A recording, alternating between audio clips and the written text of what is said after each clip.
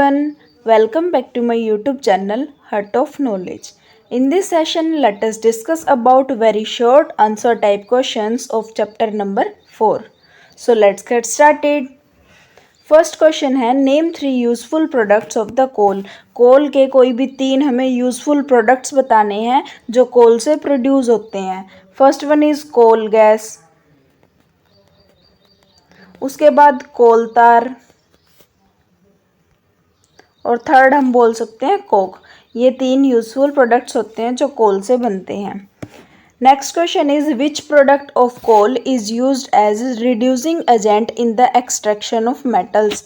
जब हम मेटल्स को एक्सट्रैक्ट करते हैं तो उस टाइम पे ऐसा कौन सा प्रोडक्ट होता है कोल का जो रिड्यूसिंग एजेंट का काम करता है, एक्सट्रैक्शन मेटल में हेल्प करता है। जब मेटल को एक्सट्रैक्ट किया जाता है तो उसके अंदर हेल्प करता है, that one is Coke.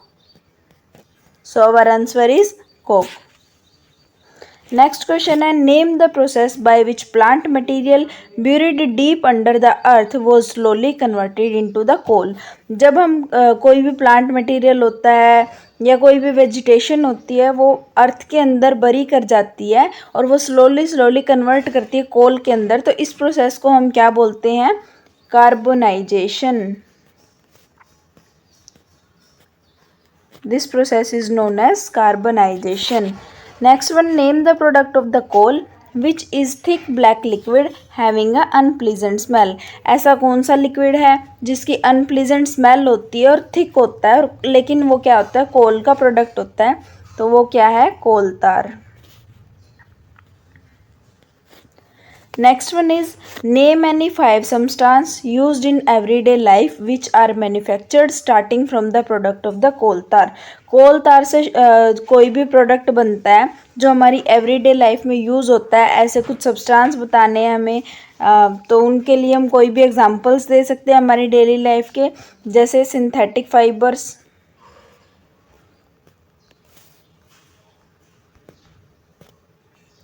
Second one plastic, third perfume, fourth है डाइज, और फिफ्थ हम बोल सकते हैं वार्निशेस। ये 5 हमारे ऐसे प्रोडक्ट हैं। सो नेक्स्ट वन है name an important source from which naphthalene balls are obtained. जो नेप्थलीन बॉल्स होती है वो कहाँ से मिलती है हमें? कोल तार से। Next one, which substance is used for metalling the roads these days in place of the coal tar. Coal तार की जगह पे आज के टाइम पे रोड्स को मेटलिंग करने के लिए ऐसा कौन सा सब्सटेंस यूज किया जाता है? That one is Coke. Next one is name the most common fuel used in light motor vehicles. Light motor vehicles में ऐसा कौन सा फ्यूल यूज़ किया जाता है जो मोस्ट कॉमन होता है? तो लाइट मोटर व्हीकल्स के अंदर हम पेट्रोल को यूज़ करते हैं। Next one is name the petroleum product, name the fuel which is used in jet aircraft engine. जो हमारे लाइट मोटर व्हीकल्स होते हैं उनके अंदर हम पेट्रोल को यूज़ करते हैं, और जो हमारे जेट एयरक्राफ्ट इंजन्स होते हैं उनके अंदर हम केरोसिन को यूज़ करते हैं। Okay, so the next one is name the petroleum product use to drive the heavy vehicles. अब हैवी व्हीकल्स को ड्राइव करने के लिए हम कौन से प्रोडक्ट को यूज़ करते हैं? That is diesel. ये तीनों फ्यूल आपको ध्यान रखने हैं। लाइट मोटर व्हीकल में हम पेट्रोल को यूज़ करते हैं, जेट एयरक्राफ्ट इंजन्स के अंदर हम केरोसिन्स को यूज़ करते हैं, और ड्राइव करने के लिए हैवी व्हीकल्स को हम डीजल यूज़ करते हैं। 11th, name the petroleum product which is commonly used for the electric generators. Electric generators के अंदर भी डीजल ही यूज़ किया जाता है। So our answer is diesel. What is the full form of LPG? So most easy question. LPG की full form क्या होती है? लिक्विफाइड। और बहुत बार ये क्वेश्चन आता भी है क्योंकि ये सबसे आसान क्वेश्चन होता है। पेट्रोलियम गैस, ये LPG की फुल फॉर्म है। Next question, is it possible to extract the petroleum from under the sea bed? Sea bed के नीचे से क्या हम पेट्रोलियम को निकाल सकते हैं? हाँ, हम पेट्रोलियम को सी बेड के नीचे से निकाल सकते हैं और बहुत सारे हमारे प्लांट्स भी ऐसे हैं जो लगे हुए हैं। कहाँ पे? सी बेड्स के नीचे। What is the full form of CNG? अब सीएनजी की फुल फॉर्म भी आप सभी को पता होनी चाहिए। सीएनजी की फुल फॉर्म क्या है? Compressed natural gas. अब बारी आती है 15th क्वेश्चन की। Name the major component of the natural gas. Natural gas के मेजर कंपोनेंट्स के बारे में बताना है। कंपोनेंट्स उसके अंदर बहुत सारे होते हैं, लेकिन हम सिर्फ मेजर की बात करते हैं। तो 3 हमारे पास मेजर कंपोनेंट्स हैं, ethane, methane and propane. Next है, name any 2 places in India where the natural gas is found. Natural gas कहाँ पाई जाती है? ऐसे 2 इंडिया के अंदर प्लेस बताने हैं। तो एक तो हमारा त्रिपुरा है और दूसरा हमारा राजस्थान है, जहाँ पे नेचुरल गैस पाई जाती है। Name a fossil fuel other than coal and the petroleum. Coal और पेट्रोलियम को छोड़ के ऐसा एक और फॉसिल फ्यूल का नाम बताओ जिसको हम यूज़ करते हैं। That one is natural gas.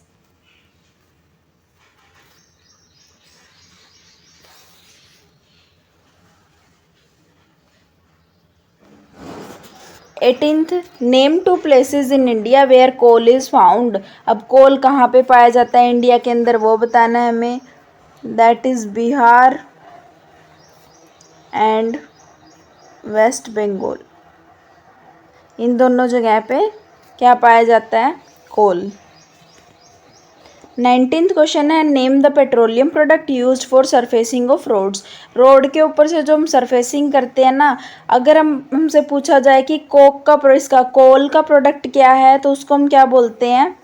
कोल तार बोलते हैं। और यहाँ पे पूछ रखा है इसने पेट्रोलियम का क्या प्रोडक्ट है सरफेसिंग करने के लिए, तो पेट्रोलियम का जो प्रोडक्ट होता है उसको हम क्या बोलते हैं? बिटुमन बोलते हैं, जो लिक्विड टाइप होता है, रोड की सरफेस के लिए यूज़ किया जाता है। 20th question is name any 4 places in India where petroleum is found. 4 ऐसी जगह बतानी है जहाँ पे पेट्रोलियम इंडिया के अंदर पाया जाता है। तो वो 4 जगह कौन सी है? Mumbai, next one is Assam,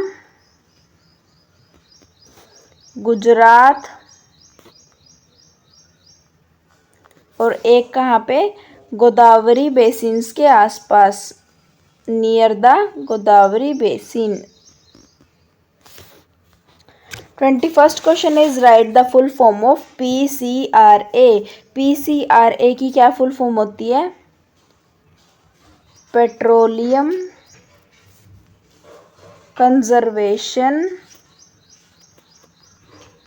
research association. ये फुल फॉर्म है PCRA की। अब हम बात करते हैं ट्रू फॉल्स के बारे में। Coke is almost pure form of carbon. क्या कोक कार्बन की एक प्योर फॉर्म होती है? यस, कोक क्या होती है? कार्बन की एक प्योर फॉर्म होती है। That is true. Coal tar is the mixture of various substance. क्या कोल तार के अंदर अलग अलग सब्सटेंस का मिक्सचर होता है? ट्रू, कोल तार के अंदर मिक्सचर प्रेजेंट होता है। Kerosene is not a fossil fuel. तो ये क्या है? फॉल्स है, क्योंकि कैरोसिन क्या होता है? एक फॉसिल फ्यूल होता है। CNG is more polluting then petrol. नहीं, CNG ज़्यादा पोल्यूटिंग नहीं होती पेट्रोल से, पेट्रोल ज़्यादा पोल्यूट करता है। Fossil fuels can be made in the laboratory. क्या हम फॉसिल फ्यूल्स को लैब्स में बना सकते हैं?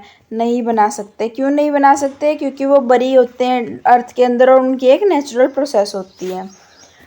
नाउ द फिलअप्स है, fossil fuels are dash dash and dash. 3 fossil fuels के नाम बताने हैं। तो फॉसिल फ्यूल 3 हमारे कौन से हैं? Coal, petroleum and natural gas. तो यहाँ पे क्या होएगा, fossil fuels are coal, petroleum and natural gas. Second है कोल्स कंटेन मेनली, कोल्स के अंदर ऑलमोस्ट क्या होता है, कार्बन। तो कोल्स के अंदर यहाँ पे कार्बन प्रेजेंट होएगा। Next one is the slow process of converting of dead vegetation into the coal is called. ये क्वेश्चन आपका ऊपर भी आ चुका है कि वो स्लो प्रोसेस का नाम बताओ जो डेड वेजिटेशन को कोल के अंदर कन्वर्ट करती है, उस प्रोसेस को हम क्या बोलते हैं, carbonisation.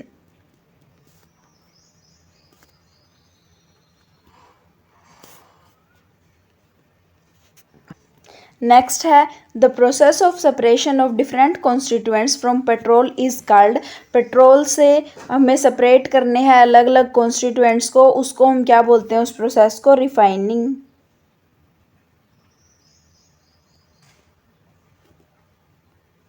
Next one is the least polluting fuel for vehicle is. सबसे जो लीस्ट पोल्यूटिंग फ्यूल होता है वो सीएनजी ही होता है, बहुत कम पोल्यूट करता है ये हमारी एयर को। The burning of fossil fuel causes air dash and also leads to global dash. जो बर्निंग होती है फॉसिल फ्यूल्स की, उनसे क्या होता है, एयर पोल्यूशन होता है, also leads to the global warming. Pollution से ग्लोबल वार्मिंग भी होएगी, जिससे टेम्परेचर इंक्रीज होता है अर्थ का। आई होप यहाँ तक मैं क्लियर रही होंगी। अगर आपको कोई किसी क्वेश्चन में डाउट होता है तो आप मुझे कमेंट सेक्शन में पूछ सकते हो। तब तक के लिए हर हर महादेव।